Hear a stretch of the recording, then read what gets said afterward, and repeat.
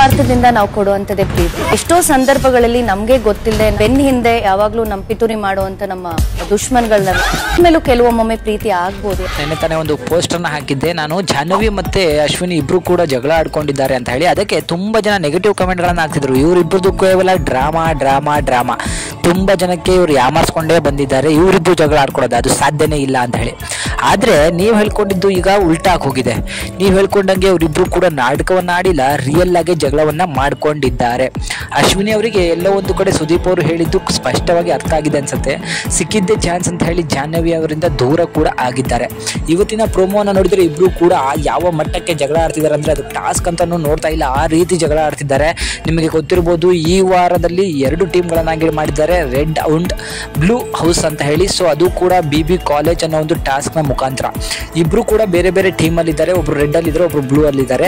ಈ ಟಾಸ್ಕ್ ನಲ್ಲಿ ಸಿಕ್ಕಾಪಟ್ಟೆ ಒಂದು ಫಿಸಿಕಲ್ ಟಾಸ್ಕ್ ಅನ್ನ ಕೊಟ್ಟಿದ್ದಾರೆ. ಆ ಟಾಸ್ಕ್ ನಲ್ಲಿ ಅಶ್ವಿನಿ ಗೌಡ ಅವರು ಜಾಹ್ನವಿ ಅವ್ರನ್ನ ನೆಲದಲ್ಲಿ ಹಾಕೊಂಡು ತುಳಿತಾ ಇದ್ದಾರೆ, ಹಾಗೆ ಕಾಲ್ ಎತ್ತಿ ನೆಲಕ್ಕೆ ಸೆಳಿತಾ ಇದ್ದಾರೆ.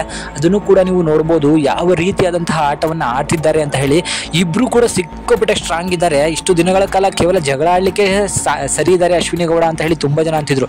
ಆದ್ರೆ ಫಿಸಿಕಲ್ ಟಾಸ್ಕ್ ಅಲ್ಲೂ ಕೂಡ ಅವರು ಒಂದು ಚೂರುನು ಕೂಡ ಸುಸ್ತಾಗ್ತಿಲ್ಲ, ಅವರ ಮುಖದಲ್ಲಿ ಒಂದು ಭಯ ಅನ್ನೋದೇ ಕಾಣಿಸ್ತಿಲ್ಲ.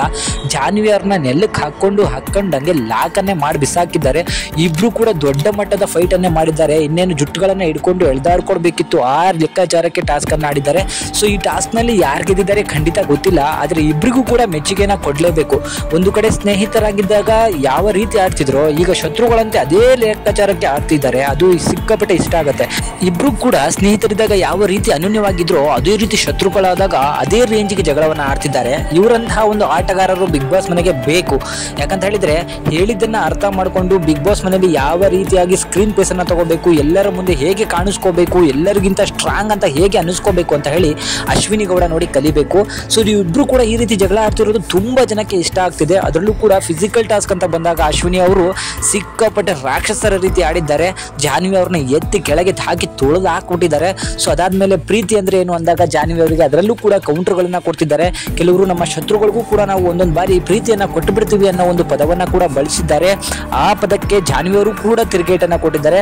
ಇವತ್ತಿನ ಎಪಿಸೋಡ್ ಅಂತೂ ಅದ್ಭುತವಾಗಿ ಮೂಡಿ ಬಂದಿದೆ. ಯಾರೂ ಕೂಡ ಮಿಸ್ ಮಾಡ್ಕೋಬೇಡಿ. ಕಲರ್ಸ್ ಕನ್ನಡದಲ್ಲಿ 9:00 ಈ ಒಂದು ಎಪಿಸೋಡ್ ಅನ್ನ ನೋಡಿ. ಹಾಗೆ ಈ ವಿಡಿಯೋ ಯಾರ್ಯಾರಿಗೆ ಇಷ್ಟ ಆಯಿತು, ಜಾಹ್ನವಿ ಮತ್ತು ಅಶ್ವಿನಿ ಇಬ್ರು ಕೂಡ ಈ ಮಟ್ಟಕ್ಕೆ ಜಗಳ ಆಡ್ಕೋತಾರೆ ಅಂತ ಅನ್ಕೊಂಡಿದ್ರು ಇಲ್ಲೋ ಅಂತ ಹೇಳಿ ದಯವಿಟ್ಟು ಕಮೆಂಟ್ ಮುಖಾಂತರ ತಿಳಿಸಿ. Thank you.